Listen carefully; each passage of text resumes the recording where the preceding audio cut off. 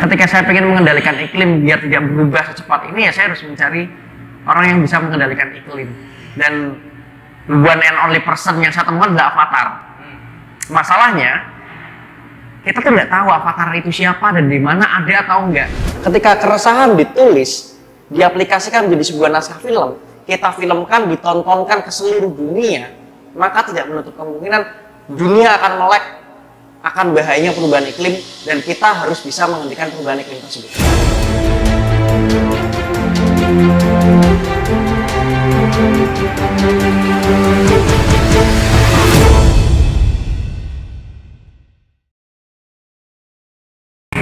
Selamat datang di UTAS Kemitraan.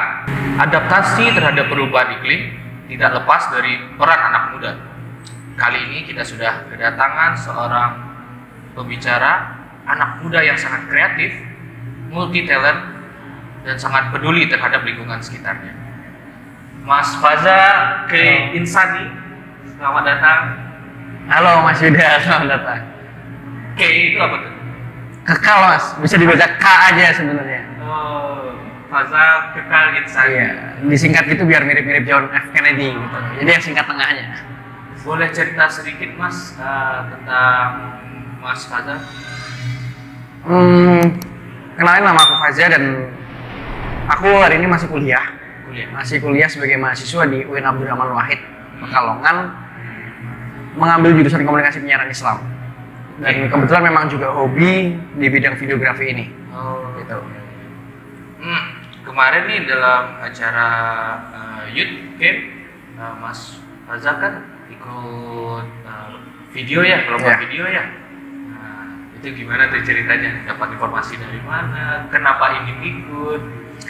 Sebenarnya karena memang saya competition hunter Mas ya. Jadi saya suka berkompetisi. Saya suka ikuti kompetisi entah itu videografi atau kompetisi apapun. Kebetulan ketika saya lihat, saya nonton, loh kompetisi ini yang ngadain kota saya sendiri nih. Kota Pekalongan, masa iya saya ikut kompetisi dari luar banyak, tapi di kota saya sendiri ngadain kompetisi saya nggak ikut. Dan yang kedua memang tema yang diangkat itu relate. Tempat saya di Jalan Sultan Agung 2017 itu hampir tidak pernah banjir. Sampai 2017 itu hampir tidak pernah banjir kecuali memang curah hujan yang sangat tinggi. Tapi semenjak kebakaran Mall Borobudur, terus ada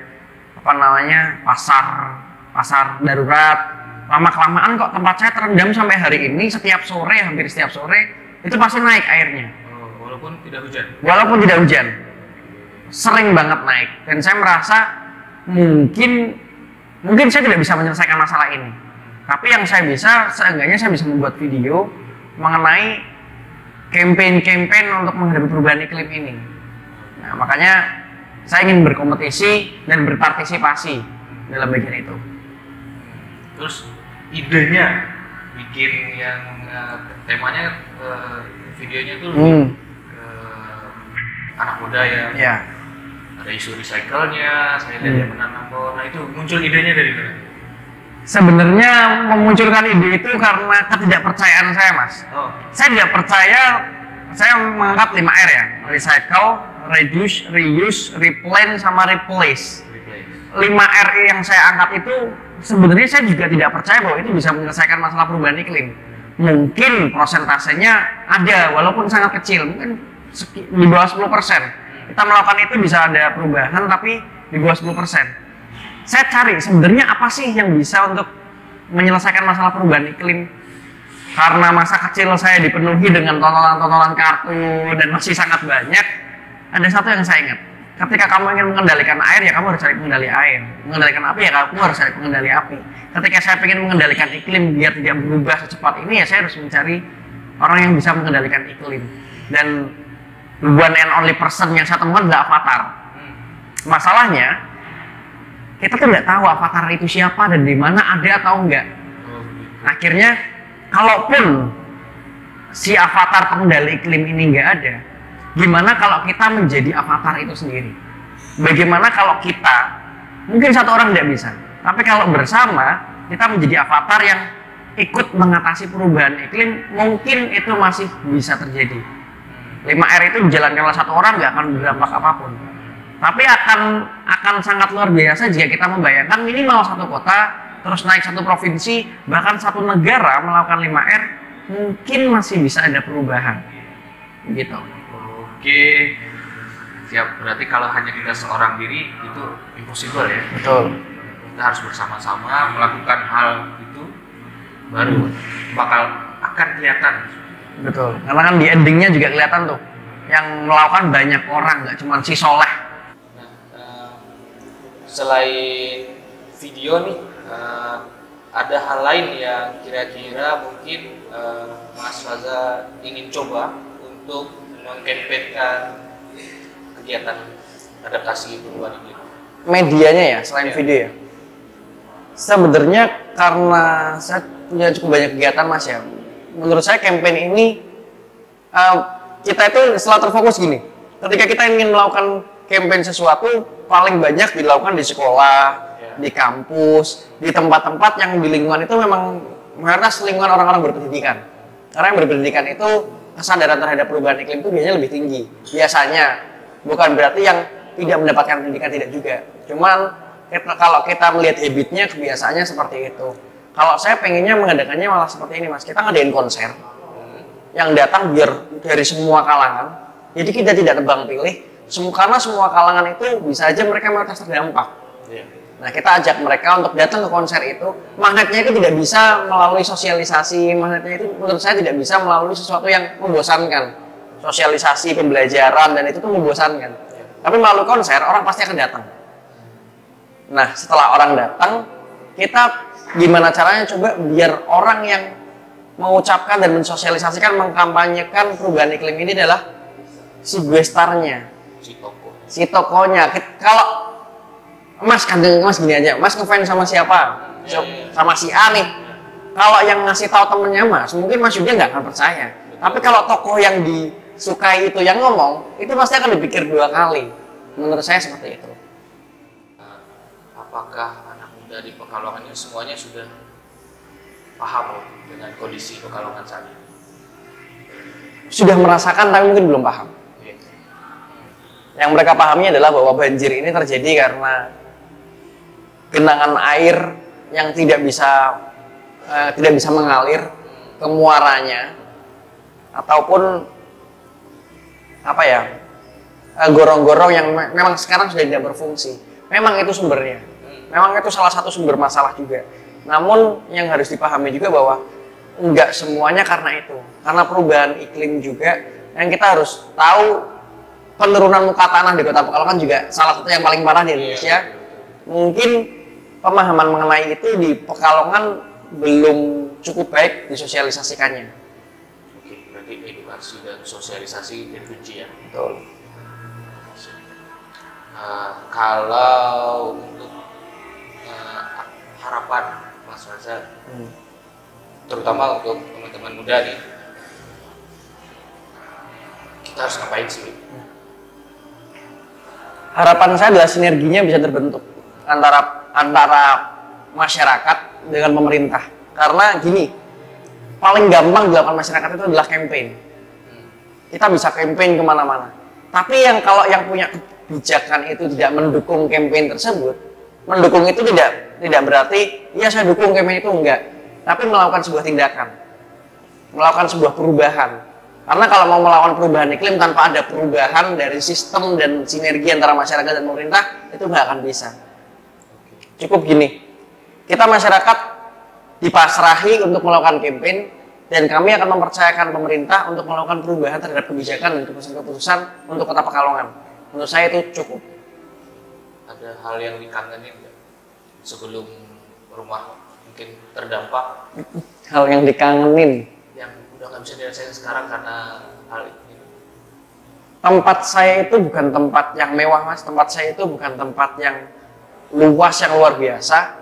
Jalan, lihat rumah saya nggak sampai masuk untungnya karena tinggi. Tapi jalan untuk masuk ke rumah saya dari dulu sampai sekarang selalu bersih sebenarnya, sampai sebelum ada kejadian ini. Tapi sekarang saya lihat tanah kering aja itu sudah luar biasa kelihatannya.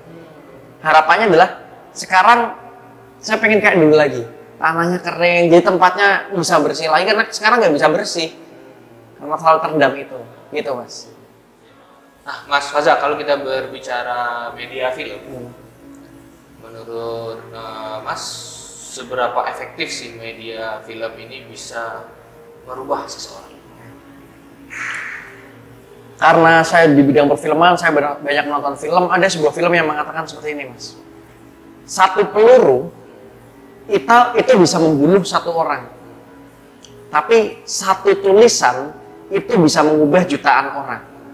Film itu berawal dari sebuah tulisan, sebuah gagasan yang muncul dari keresahan. Ketika keresahan ditulis, diaplikasikan menjadi sebuah naskah film, kita filmkan, ditontonkan ke seluruh dunia, maka tidak menutup kemungkinan dunia akan melek akan bahayanya perubahan iklim, dan kita harus bisa menghentikan perubahan iklim tersebut.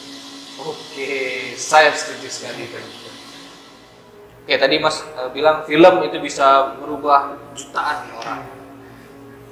Kalau hubungannya film kita hubungkan dengan anak muda dan isu perubahan iklim yang ada, ini menurut Mas seberapa efektif dan bagaimana sih harus dilakukannya? Menurut saya film itu sebagai pengantar, Mas. Nah, film itu bisa akan sangat efektif ketika pengantar itu diimbangi dengan follow up sebuah tindakan. Kalau cuma nonton film, oh ya bagus nih semangat, habis itu tidak ada tindakan apapun, tidak ada follow up apapun, maka itu akan percuma.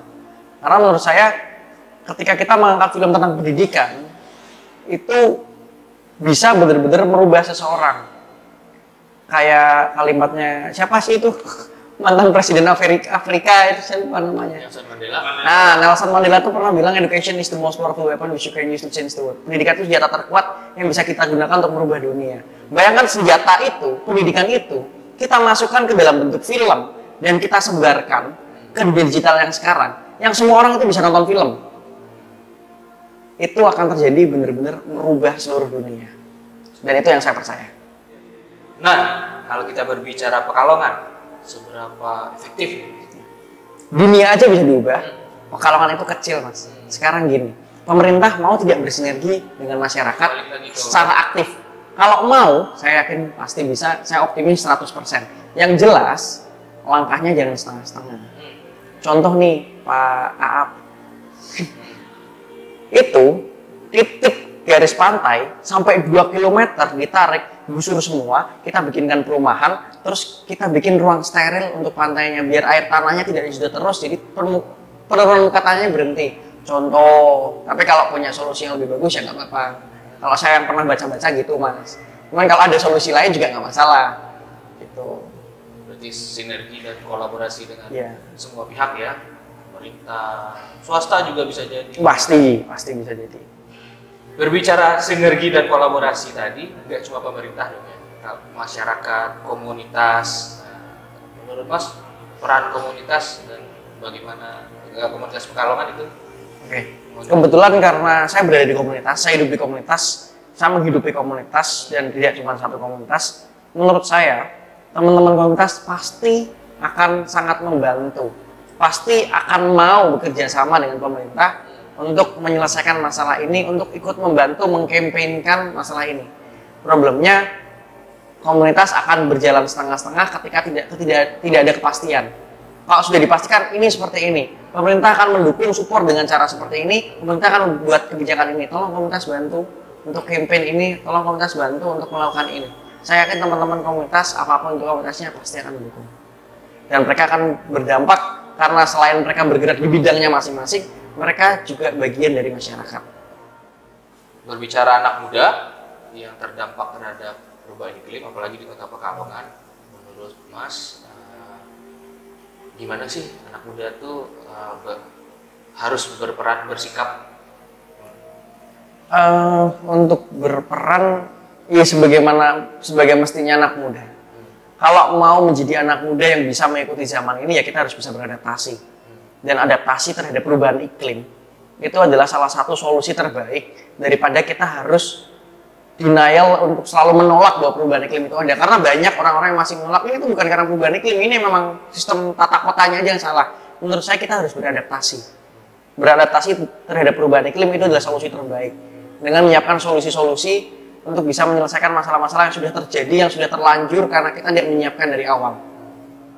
Oke, menarik sekali perbincangan kita barusan dengan Mas Faza. Dari obrolan tadi kita bisa ambil sedikit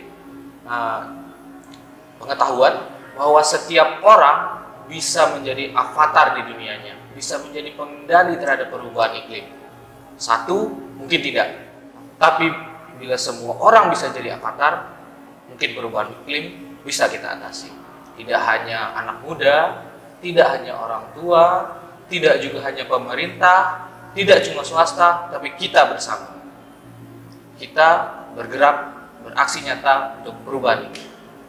Terima kasih, sekian Utas Kemitraan, sampai jumpa di Utas selanjutnya.